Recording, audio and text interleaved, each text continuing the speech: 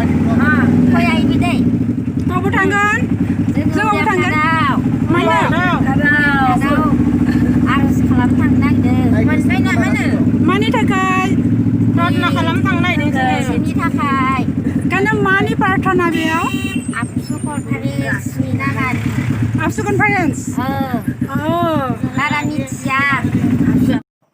हाय लोगोफोर खुलुमबाय जोङो दा उरियामघाटनि मिथिंगा नोगोराव सफैबाय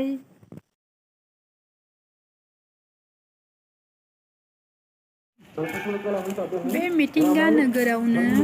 जोंनि खौसेथि बर'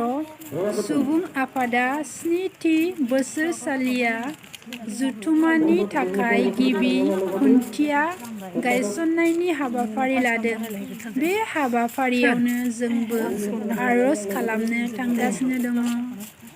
आसा खालामदों नोंथांमोना आंनि भिडिअखौ जोबजासिम नायगोन होननानै।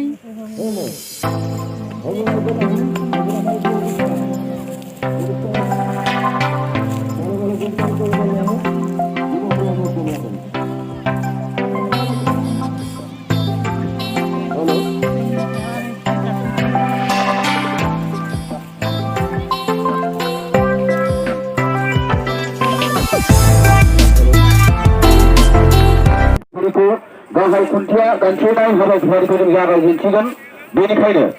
गासै रायजो राजा नोंथांमोनखौ दिनैनि बे हाबाफारियाव बाहागो लाफैनो थाखाय गुरै खावलायनाय थाबाय। আৰু খন্তেক সময়ৰ পাছতে আমাৰ অতিথিসকল আহি উপস্থিত হ'বহি। সেয়েহে সমূহ ৰাইজক দলে দলে আহি আমাৰ আজিৰ এই অনুষ্ঠানটোত সহযোগিতা আগবঢ়াবৰ বাবে তথা উপস্থিত থাকিবৰ বাবে নম্ৰ অনুৰোধ জনোৱা হ'ল। मानगोनां रायजो राजा नोंथांमोन दान्दिसेनि उनावनो जोंनि गाहाय खुन्थिया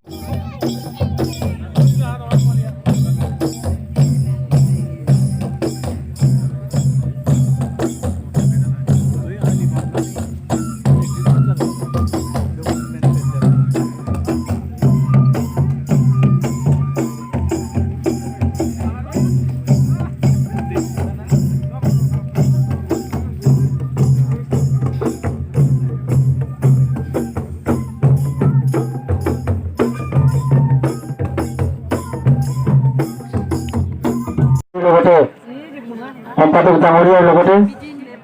আমাৰ বিষয়ববীয়াসকল আহি আমাৰ মাজত উপস্থিত হৈছেহি আৰু লগতে আমাৰ যি অভ্যৰ্থনা সমিতিৰ সভাপতি তেওঁলোকো बे हालामनि सिबिनां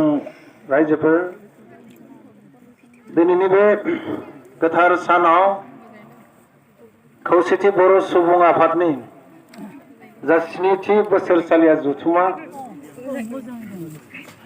बे जथुम्मानि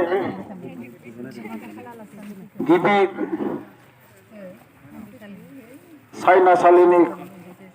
खुन्था गायनाय हाबाफारि जोङो आलासि महरै जाय बिथांखौ मोनदों जाय बिथाङा गायजेनगोन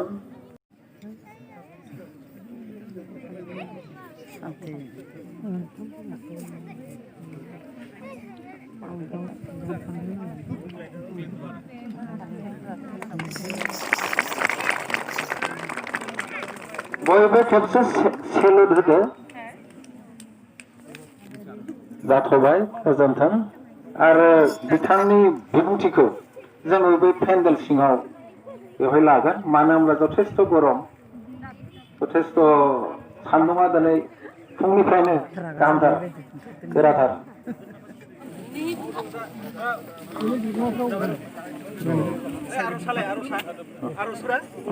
आरो আমাৰ आर'सा गोरो आर'सा ओइ खोनागौमोनथ' आरो ओरै आगोलाव फै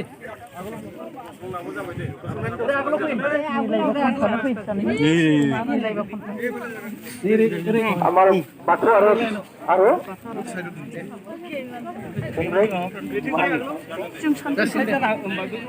খ্ৰীষ্টিয়ান ধৰ্মৰ সকলে প্ৰেয়াৰ কৰোঁ মই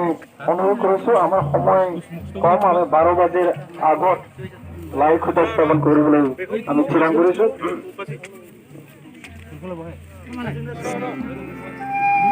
আরম্ভ করব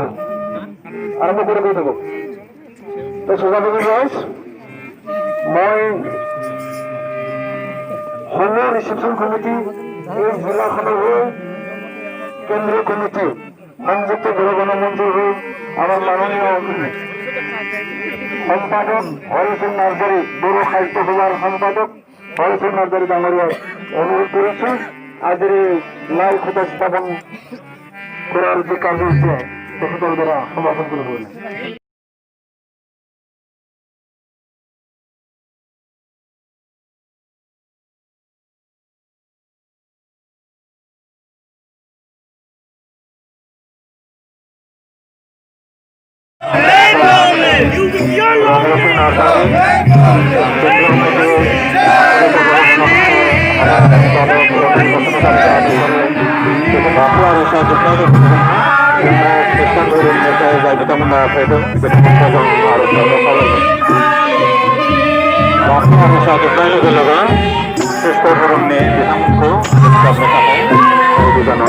Terima kasih.